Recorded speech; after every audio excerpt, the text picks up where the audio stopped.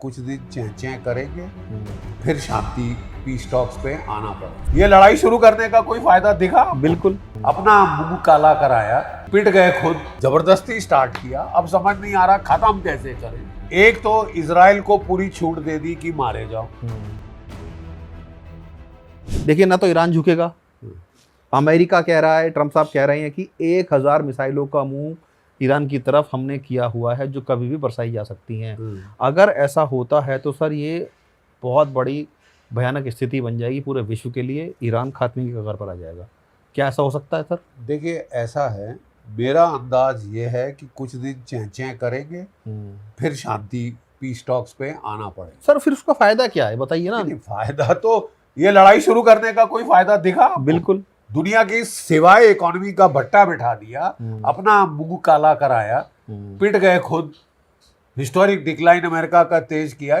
कोई तुक था इस लड़ाई का? It should not have started in the first place.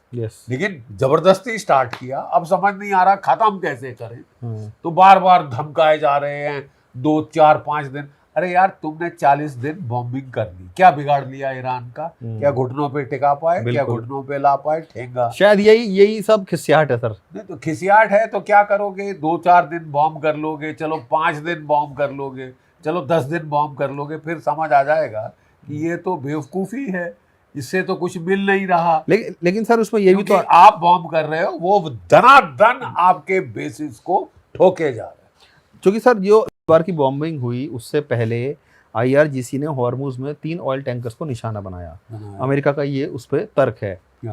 IRGC अगर कंट्रोल कर रही है तो कहीं ना कहीं IRGC नहीं चाहेगी कि ईरान में स्टेबिलिटी आए, क्योंकि सरकार अब वहाँ पर बदलने जा रही है। क्योंकि उनको ये लग रहा है शायद कि IRGC ईरान की लीडरशिप अगर अमेरिका के साथ मिल गई है तो IRGC का क्या होगा, क्योंकि IRGC अलग तरीके से काम करती है। आप भी जानते हैं सर इस बात को।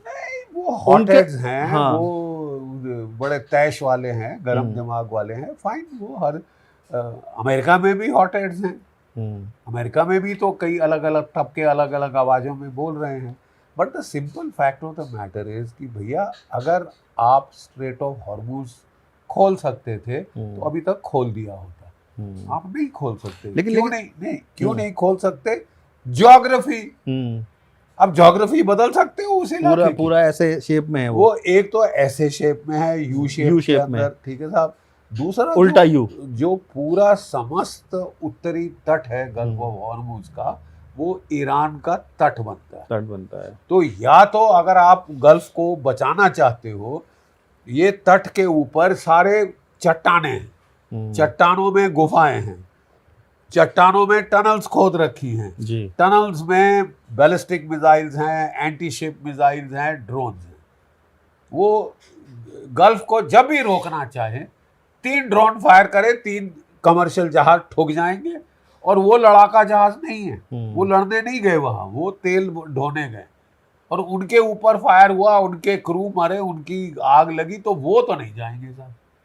क्योंकि सर यही कहा जा रहा है ना कि उन्होंने 3 ऑयल टैंकर्स को निशाना बनाया, उसके बाद अमेरिका ने उन पे अटैक किया है। और उनकी जो स्पीड बोट्स होती हैं, जो को निशाना क्यों बनाया?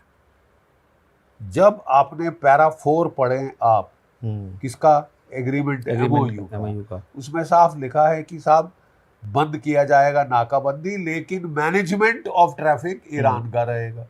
आपने फिर हाँ क्यों बोली? बिल्कुल, लेकिन वो दूसरे रास्ते से लेके जा रहे हैं। उन्होंने कहा कि भाई हमने रास्ता बताया हुआ है यहाँ, जो कि हमारे नीचे से होके जाए, जो कि उनका आइलैंड है वहाँ पे, क्वाशिम आइलैंड, उससे होके जाए, ठीक है। तो ताकि हम भी नियंत्रण रखें, कंट्रोल रख सकें क्या हो रहा है क्या नहीं हो रहा।